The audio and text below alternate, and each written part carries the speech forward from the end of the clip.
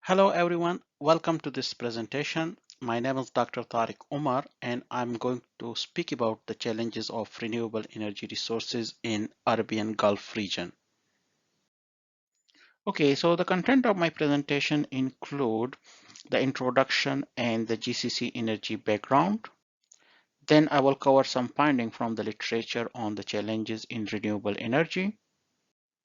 I will then explain the research approach which I have used in finding the challenges of renewable energy in GCC region. Then I will put light on the result of our research with some discussion, and then we'll have a conclusion and recommendation, and then of course there will be a question and answer session. Right, so we are living in 21st century, therefore energy is an integral requirement of our today modern life. Energy is also a fundamental element for our social and economical development. But the statistics indicate that 13% of the Earth population still have no access to modern electricity. Around 3 billion people still use wood, coal, charcoal, or animal waste for energy. Energy is also regarded as a main contributor to climate change, which is regarded for around 60% of the total global greenhouse gas emissions. The World Health Organization statistics indicate that 4.3 million people are died because of using of combustible fuels. Currently, most of the energy around the world is produced from conventional resources which include oil, gas, and coal. The problem with these non-conventional resources is that they are non-sustainable, but they also produce greenhouse gases.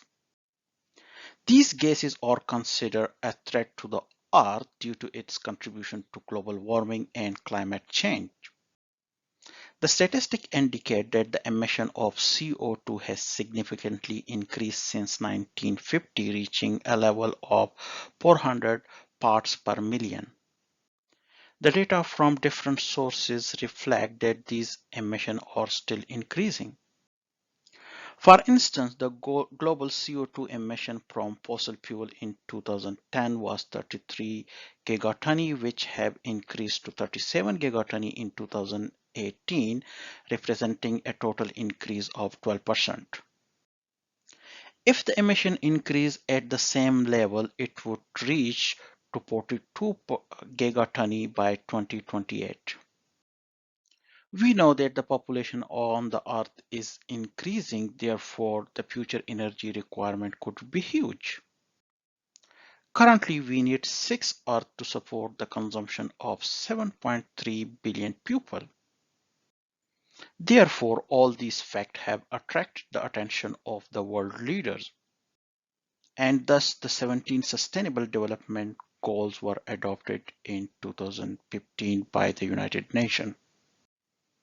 As you can see in the graph, the goal 7 is related to affordable and sustainable energy. While there is some good progress on goal 7, but the statistics indicate that 41% of the world population still lack access to clean cooking fuels and technologies. Similarly, 20% of the United Nations member countries have not yet submitted their intended nationally determined contribution. All the member countries of the Gulf Cooperation Council, which include Saudi Arabia, United Arab Emirates, Oman, Bahrain, Kuwait, and Qatar, are among those countries who have not yet submitted their plan. There might be several reasons that why these countries have not submitted their plans, but in terms of GCC region, the main reason is that these countries are quite rich in oil and gas reserves. As you can see in the chart, they might be feeling that they is still not the time to move towards the renewable energy. Therefore, they have not submitted their plans. Likewise, the subsidized fuel and electricity cost in all in all Gulf countries prevent the government from any type of pressure from the public side to expedite shifting towards renewable sources. So the research which I have conducted while I was living in the GCC region had the aim to identify the main challenges which the region was facing towards moving on the renewable and sustainable energy. Okay, so now let's look at to the GCC energy background. Because the region is rich in oil and gas reserve, therefore oil and gas revenue constitute a major portion of their GDP. In other words, the economy is heavily reliant on oil and gas exports. While the region is a main energy producer, but the region is also regarded as a main consumer of the energy. Because of the high electricity consumption in GCC region, it also result in high amount of CO2 emission. And obviously because of the rich oil and gas reserve, most of the electricity in these countries are produced by oil and gas. In the graph, you can see the electricity consumption in different GCC region, and also on the other side, you can see the CO2 emission per capita. On average, CO2 emission in the region is 152.2 metric ton. On average, CO2 production per capita per kilowatt hour in the GCC region stand at 1.97 kilogram, while the same value in the United Kingdom it is 1.26 kilogram per kilowatt hour, which is quite lower than the GCC region. Now let us look at to the challenges of renewable energy from the existing literature. In this regard, researchers suggest several challenges for different forms of renewable energies. These challenges can be divided into several categories, which include policy guidelines, government commitment, public awareness, cost and integration with local grid and existing system, and electricity and fuel price, which is quite specific for the GCC region. To explain the electricity and fuel price, I have taken the example of Oman, and in the table you can see the residential tariff of Oman. In the first column, you see the consumption in kilowatt hour. So there are different categories of the consumption. And then in the second column, you can see the actual cost, forget about the unit. And then you can see the subsidized cost. So if the actual cost is 30, let's say whatever is the unit, you can say dollar or whatever. I have also mentioned this in the US dollar as well, but just assume that the whatever is the unit. So if the actual cost is 30, so the subsidized cost is just 10. And that is basically that make the people happy. There is no pressure from the public to move towards the renewable energy. So that is quite important because in the GCC region, the electricity and the fuel is quite subsidized. So before I move towards the challenges in renewable energy in GCC context, I just want to give you an overview of the electricity cost and consumption, and I just want to give a kind of comparison of the GCC region with other countries as you can see in the graph. So in the graph, you can see all the GCC countries, and you also see Australia, United Kingdom, and United States. Um, at one side, you see the average electricity price, and on the other side, you see the consumption in kilowatt hour per capita per year. So when we look at the graph, we clearly see how the price of electricity in the GCC regions are lower than the price of electricity from Australia, United Kingdom, and United States. So now let us get back to the challenges of renewable energy in GCC contexts. So based on the extensive literature review, the challenges in the renewable energy in GCC region can be broadly divided into the following categories: government commitment, policies and regulation, cost and incentive for renewable energy, public awareness, manpower, experience and competencies, and renewable energy education. So as you see, the several challenges which is suggested by the literature review, what I had done, I had used a quantitative research approach so that we can categorize or rank these challenges. So if the government want to address these challenges, they have a specific idea which challenge need to be addressed first or which challenge is more severe, so that the government can pay a proper attention on that challenge. So as I mentioned, to address this issue, I have used a quantitative research approach. The main respondent of my questionnaire were the university and the college lecturers and professors. I have used a questionnaire with Likert scales, which most of you are well aware of. The questionnaire was developed in several parts. Part 1 of the questionnaire was related to the personal and background information of the respondent. Part 2 of the questionnaire has 10 questions related to government commitment. Part 3 has 11 questions which were related to policies and regulation. Part 4 of the questionnaire has 10 questions which were related to the cost and incentive for the renewable energy purposes.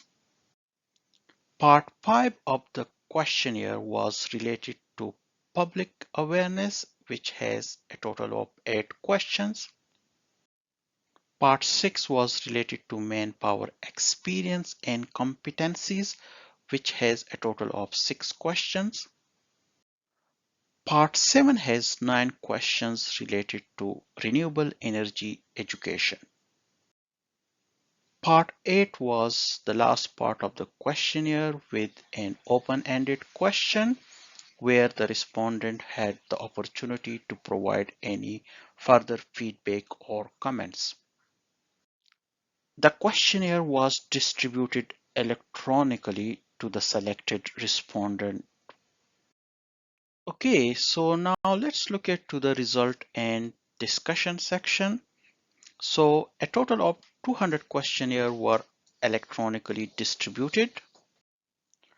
10 higher education institutions from different GCC countries were selected for this questionnaire. A total of 87 field questionnaires were received with a response rate of 43.5%, which was considered as a satisfactory response rate. Based on the criteria, no questionnaire was rejected.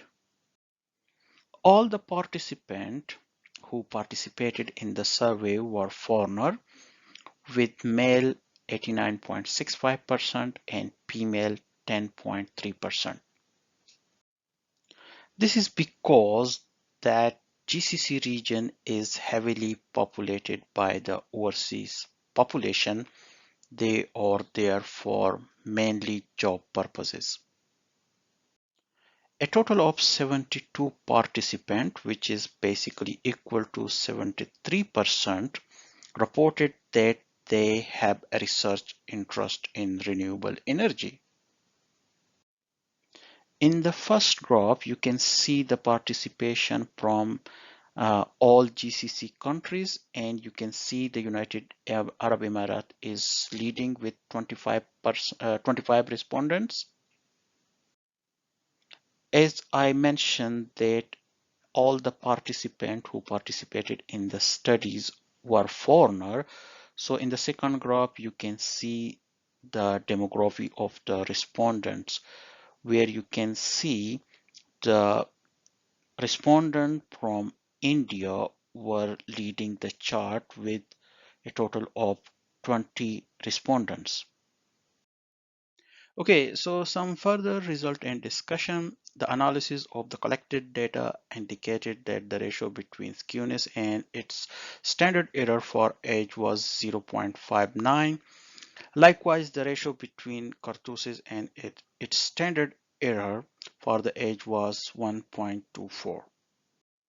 Since both the ratios were found to be less than plus 1.96, so that's mean they are in acceptable range.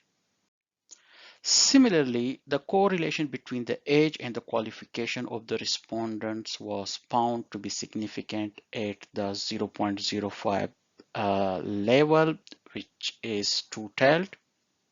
The Cronbach alpha using SPSS was also calculated, and it was found to be 0.630, which appears to be important.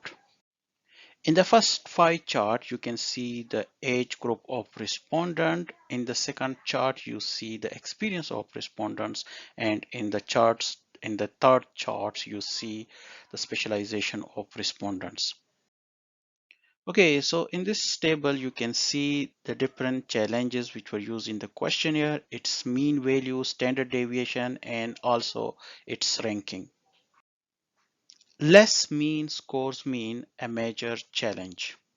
So the mean score of the element government commitment was 4.02, which mean is not a main challenge. Mean score of policy and regulation was only 2.07, which reflect this is the main challenge. Likewise, renewable energy and education stood as third challenge. The public awareness was ranked as the fourth challenge, and the cost and incentive for renewable energy was ranked as fifth challenge. Okay, so finally the conclusion and recommendation of my presentation. So as we know, the global warming and climate change are some of the key challenges to our modern life. Therefore, the Earth resources are to be utilized in a sustainable way. The main cause of global warming and climate change is the extensive use of fossil fuels.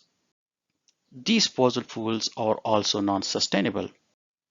There is some good progress towards different renewable resources, but some countries like the GCC region are still moving in a slow phase. GCC region is rich in oil and gas reserve, so they are main producer of the energy, but at the same time, the region consume a huge quantity of energy. The main reason for the high consumption and emission is the low cost of energy in the region. The top challenge towards renewable energy in GCC region is policies and regulation.